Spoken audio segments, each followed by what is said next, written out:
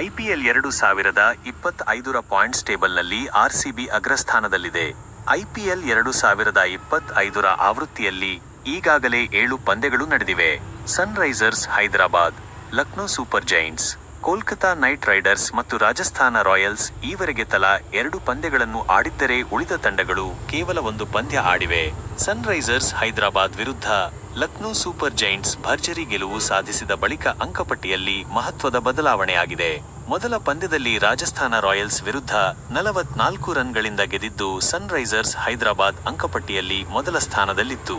ಗುರುವಾರ ನಡೆದ ಪಂದ್ಯದಲ್ಲಿ ಲಕ್ನೋ ಸೂಪರ್ ಜೈಂಟ್ಸ್ ವಿರುದ್ಧ ಸೋತ ಬಳಿಕ ನೆಟ್ ರನ್ ರೇಟ್ ಮೇಲೆ ಪರಿಣಾಮ ಬೀರಿದ್ದು 6ನೇ ಸ್ಥಾನಕ್ಕೆ ಕುಸಿತ ಕಂಡಿದೆ. ಆರ್ಸಿಬಿ ಅಗ್ರಸ್ಥಾನಕ್ಕೇರಿದೆ. 2025ರ ಉದ್ಘಾಟನಾ ಪಂದ್ಯದಲ್ಲೇ ಹಾಲಿ ಚಾಂಪಿಯನ್ ಕೆಕೆಆರ್ ವಿರುದ್ಧ 175 ರನ್ಗಳನ್ನು 16.2 ಓವರ್ಗಳಲ್ಲೇ ಬೆನ್ನಟ್ಟುವ ಮೂಲಕ 2.137 ರನ್ ರೇಟ್ನೊಂದಿಗೆ ಮೊದಲ ಸ್ಥಾನಕ್ಕೇರಿದೆ. ಸನ್ರೈಸರ್ಸ್ ವಿರುದ್ಧ 5 ವಿಕೆಟ್ಗಳ ಭರ್ಜರಿ ಗೆಲುವು ಸಾಧಿಸಿದ ಲಕ್ನೋ ಸೂಪರ್ ಜೈಂಟ್ಸ್ 2 ಅಂಕಗಳು 0.963 ರನ್ ರೇಟ್ನೊಂದಿಗೆ 2ನೇ ಸ್ಥಾನದಲ್ಲಿದೆ.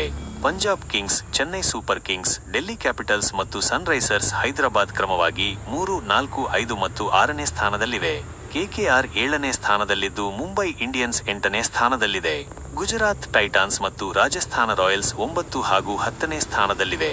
ಮುಂಬೈ ಇಂಡಿಯನ್ಸ್, ಗುಜರಾತ್ ಆಡಿದ ಮೊದಲ ಪಂದ್ಯ ಸೋತಿದ್ದರೆ ರಾಜಸ್ಥಾನ ರಾಯಲ್ಸ್ 2 ಪಂದ್ಯಗಳಲ್ಲಿ ಸೋಲು ಕಂಡಿದೆ. ಶುಕ್ರವಾರ ನಡೆಯುವ ಬಹು ನಿರೀಕ್ಷಿತ ಪಂದ್ಯದಲ್ಲಿ ಆರ್ಸಿಬಿ ಸಿಎಸ್ಕೆ ವಿರುದ್ಧ ಚೆನ್ನೈನಲ್ಲಿ ಸೆಣಸಲಿವೆ. ಈ ಪಂದ್ಯದಲ್ಲಿ ಗೆಲ್ಲುವ ತಂಡ ಮೊದಲ ಸ್ಥಾನಕ್ಕೇರುವುದು ಖಚಿತವಾಗಿದೆ. ಆರ್ಸಿಬಿ ಮೊದಲ ಸ್ಥಾನದಲ್ಲಿ ಉಳಿಯಬೇಕು ಎಂದರೂ ಸಿಎಸ್ಕೆ ವಿರುದ್ಧ ಗೆಲ್ಲಬೇಕು.